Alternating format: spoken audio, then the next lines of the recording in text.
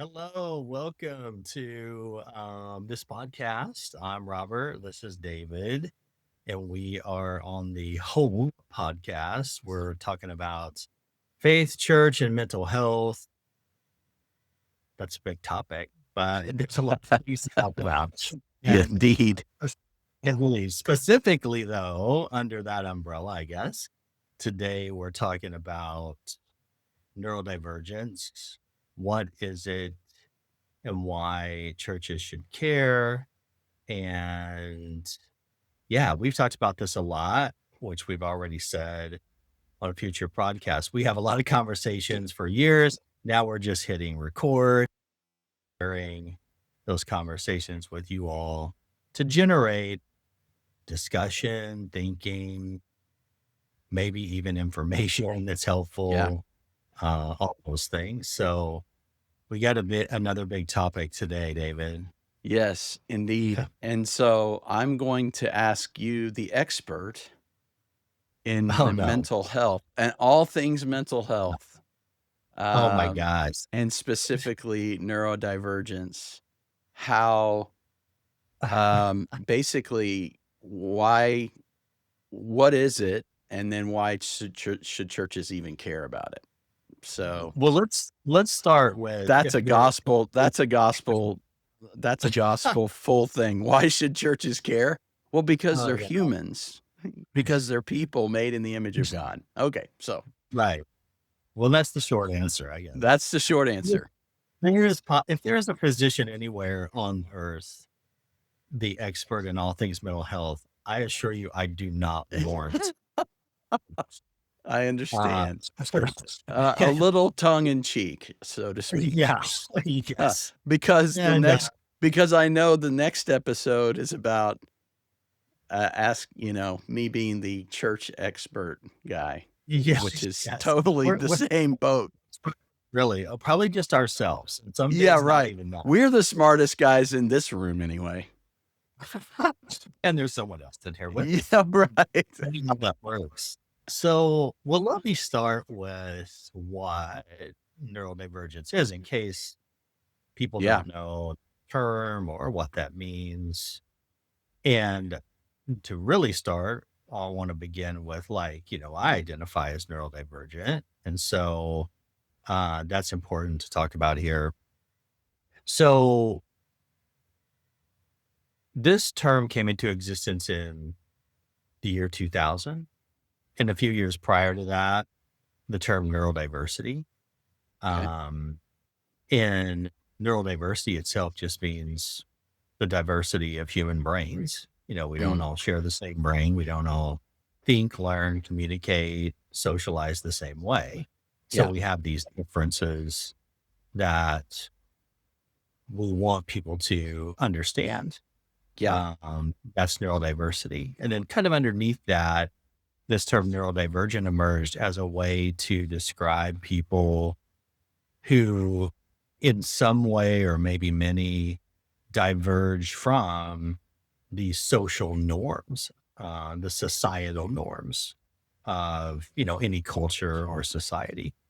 Because we have these norms that get established by whomever and whenever that kind of say, this is the right way a person should be. Yeah.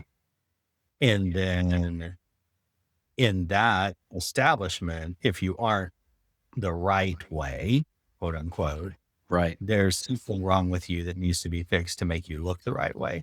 Mm. And neurodivergence kind of emerged as a counter to that, that some people just, diverge from that and do things differently than what has been established. And that doesn't mean they're wrong or Right. bad or they need to Yeah. be fixed.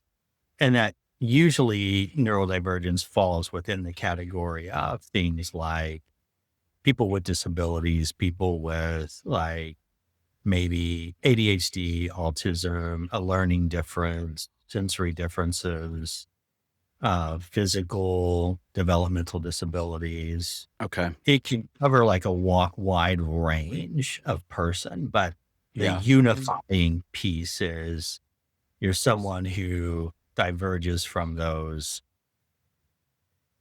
societal established this is the right, correct one way that a person should be, and anything that isn't this is a problem in some way. And that problem gets Mm, labeled a lot of things, right? I've heard it right. labeled, you know, you were born incorrectly, Mm, or you aren't as valuable because wow. you are not put together right. I've Wow. even heard Phew. people specifically in the churches, we're going to go there, Mm, call altruism a demon possession. wow. Okay. So, like, that's, really what we're talking about is people who, like, aren't aligning with that societal established idea, which is just made up, and do things differently, not being villainized, not being pathologized, not being labeled as wrong. And that's sort of the neurodivergent category. Uh, for me personally, this has really been a great connecting place, Mm, finding community when I mm, heard that term, because when I was young, people didn't really know what was going on with me or me, but I knew that I wasn't quite navigating the way that a lot of the other people were. And that usually wasn't received well by wow. them. Yeah. I was fine with me, but they weren't fine with me. Huh. And Wow. Okay. then as an adult, getting my sensory processing disorder diagnosis Mm, was the first step of like, wow, okay, so there's these things going on, and that's making a lot of things make sense. And then later discovering, neurodivergence. And then that was really like, reading my own biography that I didn't write. I'm like, right. wow, makes a Right. lot of sense. Uh, all would have been probably nicer to know when I was a kid by bygones. This is, now a term that I think a lot of people do connect with. Mhm. And it is something that creates, more of a sense of an identity and also a community. Mm, Uh, and these shared experiences of, navigating through systems and societies where you run up against these ideas that kind of push back on you or mislabel you or misjudge you, mm, uh, which doesn't feel good, of mm-mm, course. mm-mm. Um, that's the pretty quick definition. So we know what we're talking about when we say neurodivergence or neurodivergent person. There's a lot more we could go into, of course, but just to kind of put it out there for some general understanding. How I know, early on in your talk there, you talked about norms. Yeah. So what is normal? Or what are some of these norms that we would say, "Okay, that just is that person's just different," or whatever, but then where at what point does it become neuro neurodiversity? Does that make sense? Are there s Yeah. is there a kind of a level or what are those things that what are some of the markers, I guess, that would say, "Okay, that person is Yeah. not quote unquote normal." I know that's again, those are loaded, awful sometimes terms, right? Yeah. Well, the normal isn't really real. There isn't Right. a well, I mean, I think what you're kind of referencing is this idea of like what would be called maybe neurotypical versus neurodivergent, Okay. where if there's a person who like navigates through the society they're in Yeah. and they fully just fit all of those created standards. Yeah. This is how you're supposed to communicate. This is how you're supposed to move your body. This is how you're supposed to socialize. This is how you're supposed to learn. This Hmm. is how you're supposed to respond. If they fit all that, maybe it even makes a lot of sense to them and it's very easy for them. They're in line with it. It's neurotypical person here. Okay. If you diverge from that in any way, like, that's not really how I socialize. That's not really how I communicate. That's not how I move my body.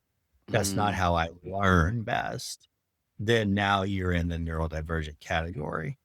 okay. We probably connect neurodivergent most to a diagnosis of some kind, like we Okay. were autistic, ADHD, or sensory different, learning differences, giftedness, a physical disability, Okay. something where somebody has gotten a diagnosis.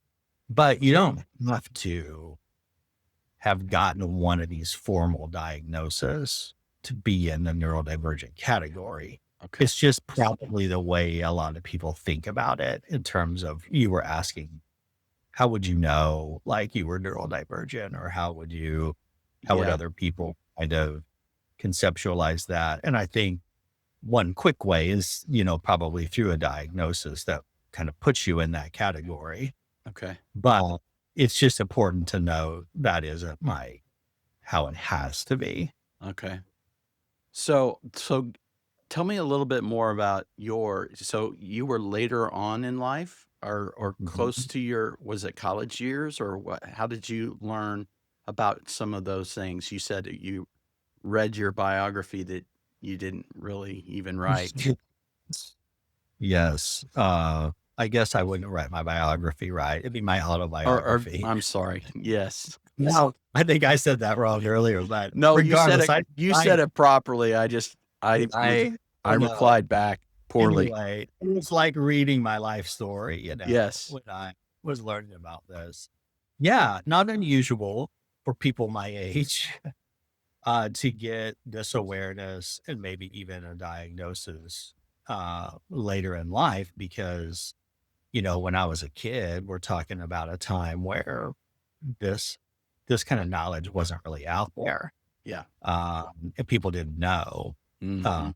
this information. So it was for me, especially wherever I went, including churches, a Mm. bit of a fumbling mess. It never really felt very good for me.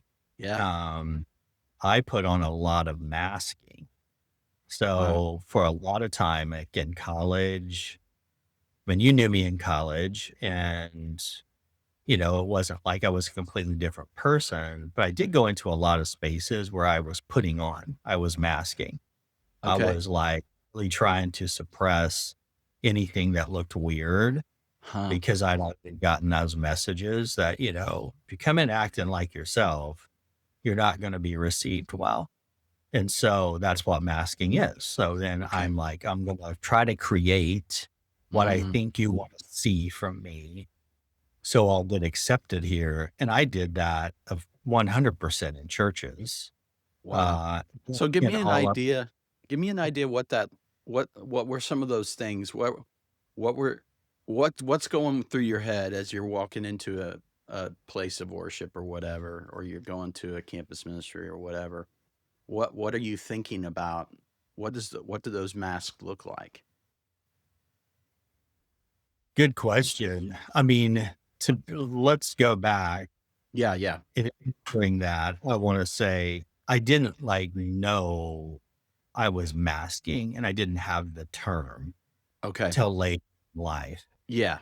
But then I could see this is what I was doing. And that's kind of the way it works in childhood. You just sort of instinctually realize, oh my gosh, I'm not going to get accepted here.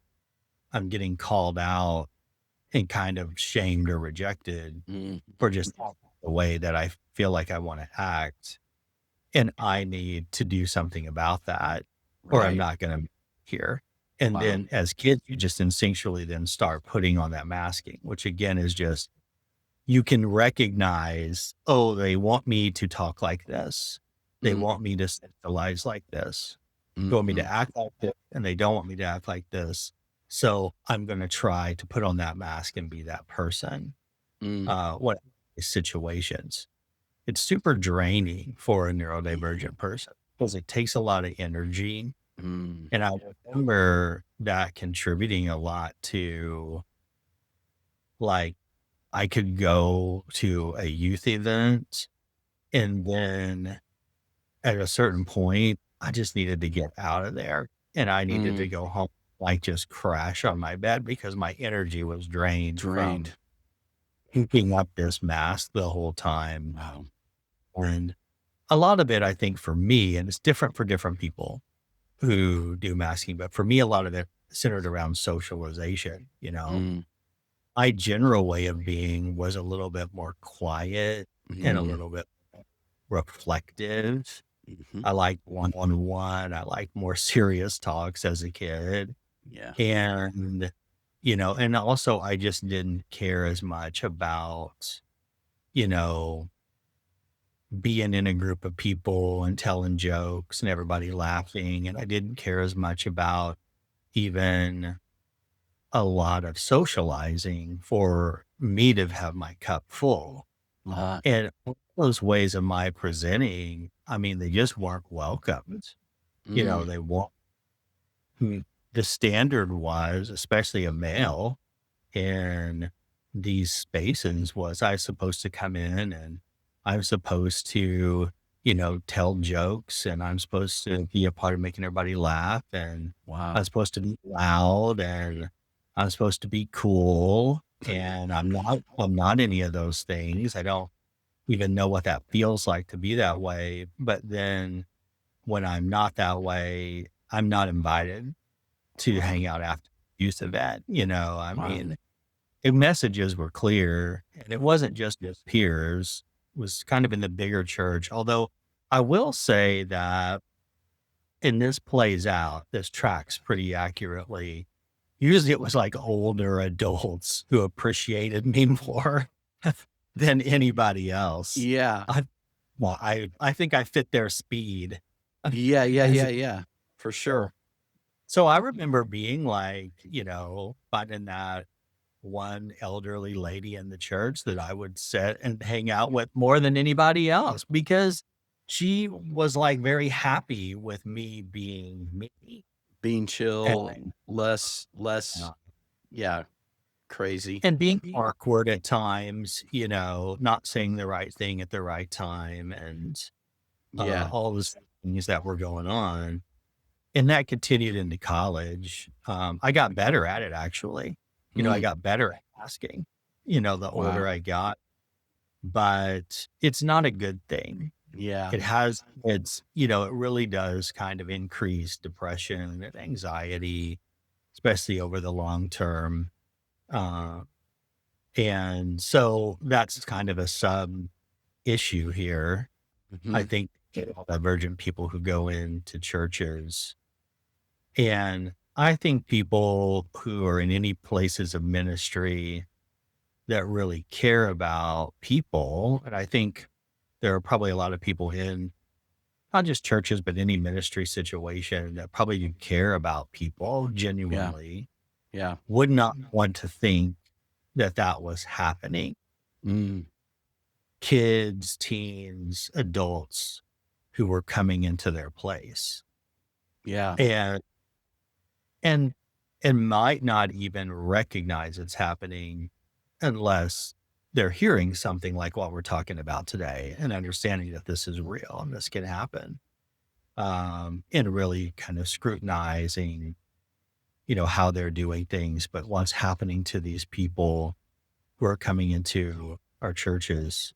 Mm, So I know from my personal experience, but also for working with tons of clients because obviously I work with this population, have for years. yeah. And I think that the spiritual part of a person is really important.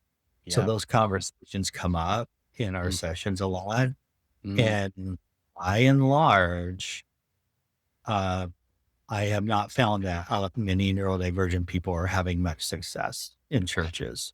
mm. We can talk about that in the next episode, but in this one, that's to me why churches should care about this Yeah. because there's a lot of population of people out there who are not feeling welcomed Mhm. into church.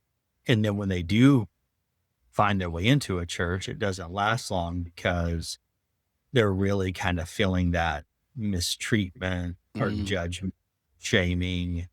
Mm, and being really completely misunderstood, right. uh, huge. And so I've heard a lot of those horror stories Yeah. even from clients. For me, I think when I became college age adult, when we met, I really did, latch onto my autonomy a little bit better. Mm, So if I went into a church or campus ministry or any place and I was like, this just doesn't feel good, I just didn't go back, ah, and well, I had more of that autonomy to try to explore and see if I can find places yeah. that felt like they were gonna work. Um, that got even better the older I got, right? To Yeah. where in present day, I feel, like I can navigate this whole thing much better without the masking and finding my place and Mhm. places that aren't gonna work. But whew, what a journey. I mean, to Yeah. get there. Uh, Whoa. do you feel like even today I know we've had conversations about just church in general over Yes. the years, specifically the last decade or so. Um, do you think that difficult or that idea that you just said, if I'm hearing you right, basically, I don't fit here, therefore I'm not gonna go back. How does how does that impact your spiritual life? Because we're built for community, and when you can't find that community, what does that do to you? Well, it probably does a lot of, like, not good things in general to you. Yeah, I've thought about this a lot, of course, because the topics that we're talking about are hugely important and personal to me. So, hmm, and on this neurodivergent and faith mix journey for a long time. And so, one of the things, like I mentioned, I think we talked about this in maybe episode one. My, I jumped around. My mm, family did various reasons to different churches, different denominations. And so I never really connected my faith and my belief system to a church or a yeah, pastor or denomination. It always felt like it was directly connected to God and my mm, quiet times. I mean, that was very much instilled in me at a young age. I'm not sure on purpose. It just happened that way. So whenever I would walk into a church and it was like, this isn't going to work, it didn't really affect my faith ah, because I didn't build my faith on a church ah, or a denomination. So my faith just went with me. It was kind of like me and God being like, well, this place isn't going to work, that we want. But right, I would say, if I'm being totally honest about this, it never really got very established via a church, like what you're yeah, thinking of traditionally. I think where I found more like faith communities was more in para type ministries, yeah, places where it was like a group of guys I knew were meeting and doing a Bible study in town, and I would do that. Or when I was in college at campus ministry, yeah, or, yeah, something more like that, like fringe communities that aren't officially a church, where I really connected more yeah, because I could find in those spaces people and spaces that fit better. mhm, They were more affirming and accepting, I guess, for mhm, whatever reason, yeah, than the formal church. yeah, Uh, and, it shouldn't have to be that way, of course. mhm, And I think that, that's why we're talking about things like this. I was reminded of something about you. You shared this in an episode, and I don't remember which one it was, but, you have ADHD, which put you in the neurodivergent category. And talk about masking. Here's a mm, perfect example. You didn't, but right, this is you would have is when you encountered kind of being told, you need to stop taking medication and saying Yeah, you have ADHD. That's not yeah, okay. It's not, your faith isn't right. And you're going to have to, leave the church if you keep doing that. There's a perfect example of neurodivergence not being welcome. right. And, if you had been younger, Oh, or a different person than you are, you might have been like, then went into high masking mode, like pretending like you don't have ADHD, never telling anybody that you take the medication when you're in church. That's the kind of thing yeah. that produces masking and how it happens. Yeah, that's wow. That's perceptive. I remember specifically our church in Florida, the second, I went to a different church, and that was a way different environment. I had already been in kind of a corporate environment in a mega church, multi-site deal, and that didn't work well for me. Didn't end well.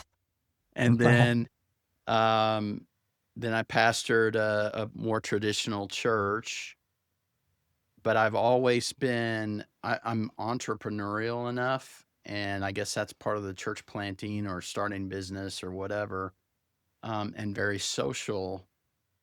Um, but then I went to work for another person, another church that was, from all intents and purposes, it was, you manage perception, you manage everything. And that includes, you show up on time, you you you work every second of every day in that, you grind, you work hard, you don't daydream, you don't have side conversations that we all enjoy. That is life, right? Yeah. And but I tried so hard to fit into that. I Yeah. tried so, so hard. I mean, even silly, simple things like I talked to a previous staff member about how to basically fit in, right? Yeah. And the staff member said basically, "Man, this is an email culture. You're going to need to learn how to figure out Gmail and how you can really stay on top of these things." For a Mm. guy with ADHD, are you kidding me? But Right. man, I tried to find all the YouTube videos and all these hacks and all that kind of stuff, and it was just like you say, it's exhausting. It's Yes. Yeah. exhausting. And I've come out on the other side knowing a little bit more about who I am, but still, man, it's just I so I guess my question is, how do what well, this keeps coming back to me. How many of us are out there Hmm. Yeah. Well, in I varying mean, degrees, right? Because some of us, I don't know that I would call myself neurotypical, but now I kind of do. I've got a guy that I follow online that he calls it neurospicy. It's just kind of yeah. So, as yeah. a funny kind of thing, but he found ADHD when he was in his 50s. He figured out, and again, it's like reading your autobiography that you didn't, you know? Yeah. So, how many of us are out there trying to fit into these places? Well, probably a lot. I mean, from my little micro view in my town, with which I see a lot of clients who, identify as neurodivergent, and they do have an ADHD diagnosis or an autism diagnosis or other related diagnosis. And these conversations are all the same. Mm, They're not feeling comfortable, feeling welcomed, feeling like they can find a space. And that's either adults. or that are the parents of kids who are neurodivergent, who have shared so many stories where they've even been told by the people in charge at the churches, not to come back or not to bring their child back. They could come back, but don't bring the child back, because their child is neurodivergent and is being made neurodivergent. And I So we're think just gonna, that like, leave him in the car out like a dog out. I'm going I shopping, don't and I'm gonna leave my kid out in the parking lot? I mean, how does that even it's a pretty awful message from well, you sort of a lot of people initially gravitate toward because they have this idea that it's a safe place. Yeah. And when you go into it, it's almost worse when you go into a place that you think, is putting out all these safe messages. You're welcome here. All are welcome here. Come as you are. You see the billboards, you see the advertising, and you think this is a safe place. Yeah. And then you go and you realize actually it's not a safe place at all. It's a pretty horrible message. And so I mean, I know a lot of individuals who are experiencing that. There's got to be many more that I don't know. Mhm. Uh, and so I would say the answer to your question is a lot. Mm. Or there could be a lot of people sitting in churches right now who were me for many years, who just was masking it Putting on up the mask. for everything that we could manage. And that's how they're, doing church because I always felt like I was supposed to go. Yeah, So I got right. to figure out how to make it work. And so I'll just do all this high masking, which wasn't a good option either. Mm-mm. Uh, you know, I do want to say something about the second part of this talk today, which was why should churches care? Yeah. Uh, and as we're talking, I don't think that's the question. I Okay. think the question is why we want churches to care. Ah, Because I don't know if churches care or not. I mean, I think they do. But really I want them to care. yeah. I want them to care about this. I want them to put time into understanding the population that we're talking about and how they really could be a safe place Mhm. in support. Because a lot of the people we're talking about don't run into many safe places. It's not just the church. And so, what an opportunity for churches to step up and Mhm. be a place that is really welcoming and affirming and safe Mhm. for anybody who calls themselves neurodivergent, even if they don't do that identity, just they're an ADHD or they're autistic, they have sensory processing issues, even if they don't identify as neurodivergent, just a safe place for people in those populations to walk into and experience. That would be so counter even to the world Mm. and what all these other systems and spaces are doing. It's just I want the church to care because it matters Mm. and because that's an opportunity for the church to really step up and be Christ, be Wow. Jesus the people, right? Where it's not Yeah. happening in the greater systems even of the Wow. world. And I think that starts with being open to hear this information, not being defensive, Yep. being open to hear this information and wanting to learn more about it Mm. and be a place of help. Yeah. Yeah. So um, what does it look like in that ultimate, so let's land the plane, I guess. What does that for you, if you had to build, and this is gonna bleed over into this next thing, I think, but I wanna ask you, because your experience in with this population, if I was gonna if I'm pastor guy, church planner guy, and I decide to, against my wife's wishes, plant a Sure. church in my 50s. Okay. You and I decide we're going to go plant a church specifically for this population. Mhm. What are some of the characteristics? What does it look like? Wow, that's a big question. And maybe that's That's for the next time. Well, I'm not sure if that's a land in the plane, David. Then that's I didn't realize boarding we were well in a whole nother direction.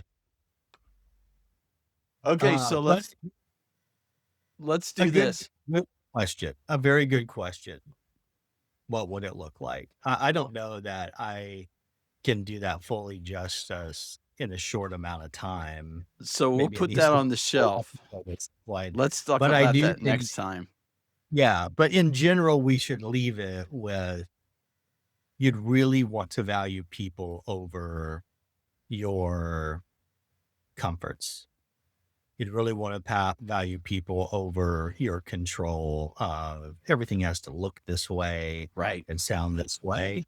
You would want to lead with grace, Yeah. like, and really accept people where they're coming from and who they are instead of trying to force them into, how you want every little thing to look. Like you were Yeah. mentioning earlier, that really connected with me. You're talking about the control. We want to control everything to make it look a certain way. Yeah. The You got perception. to know when you're dealing with humans who, need support and need safety. Hmm. You don't feel safe when somebody trying to control everything about you. Yeah. So I think just in short, philosophically, you need to change that Yeah. attitude. Yeah. Yeah. Well, I think this really we're weaving ourselves into this next episode, and we'll take a break Yes. here and come back. But we are super, super, man, I'm pumped about this. I think this is, this, we need to have these discussions out loud in these spaces Yeah. so that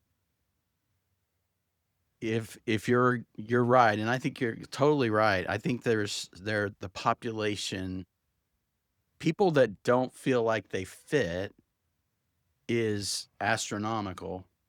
And so how do we build faith communities that will do that? So we're going to talk about that in the next episode. So Yeah. um I'm David Stone, and that's Robert Grant, and Yep. this is Whole, and we just pressed record, and you're going to get Mhm. us in a very ADHD style. You're going to get what you get, and you're not going to This throw a is whole fit, and we're going to leave the stuff in there, right? That anyway, we'll talk about that in the next episode. So, Yeah. see you later. Yeah. Right. Nice.